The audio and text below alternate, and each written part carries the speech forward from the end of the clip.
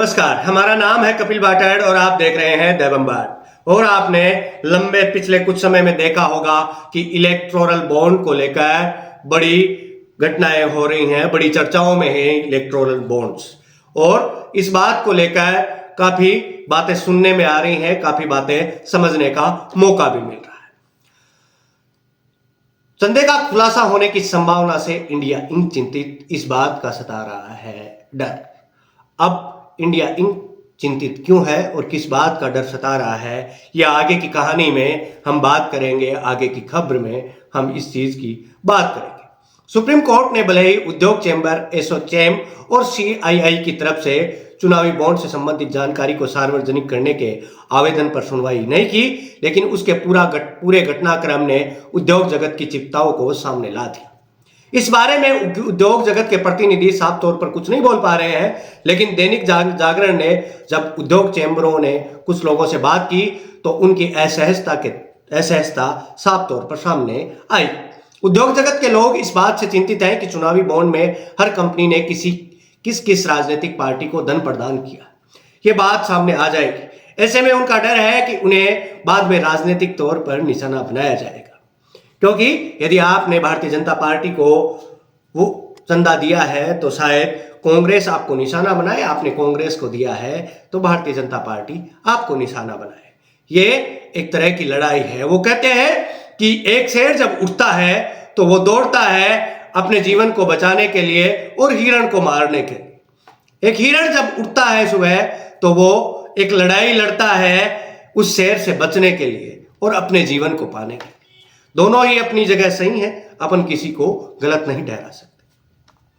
उद्योग जगत में चर्चाओं का विचार विमर्श का दौर चल रहा है। उद्योग जगत के लोग ये भी मान रहे हैं कि सुप्रीम कोर्ट के फैसले के बाद उनके लिए राजनीतिक दलों को चंदा देने का मौजूदा रास्ता बंद हो गया है और अब उन्हें एक बार फिर राजनीतिक दलों के तरीके से चंदा देना होगा। यह बात भी पता चली है कि सुप्रीम कोर्ट की तरफ से फरवरी 2024 में चुनावी बॉन्ड स्कीम को लेकर फैसला आने के बाद से ही उद्योग चैम्बर्स के बीच विचार विमर्श का दौर चल रहा है। आवेदन प्रक्रिया का पालन नहीं किया। इस विमर्श के बाद 18 मार्च 2024 को एसोचैम और सीआईआई की तरफ से सुप्रीम कोर्ट में एक अंतरिम आवेदन की कोशिश की गई है। माना जा रहा है कि आवेदन चुनावी बॉन्ड से जुड़ी सारी जानकारी को सार्वजनिक करने पर रोक लगाने को लेकर थी। कोर्ट ने कहते हुए आवेदन को खारिज कर दिया कि यह सही तरीका नहीं है, अंतरिम आवेदन करने की प्रक्रिया का पालन नहीं किया गया है। संभवतः उद्योगों की तरफ से फिर से कोशिश की जाएगी, नाम सार्वजनिक नहीं किए जाने चाहिए। देश की प्रख्यात उद्यमी और बायोकॉन लिमिटेड की संस्थापक किरण मजूमदार शाह ने कहा कि सोमवार को इस बात का समर्थन किया कि चुनाव आयोग को यह सुनिश्चित करना चाहिए कि अगर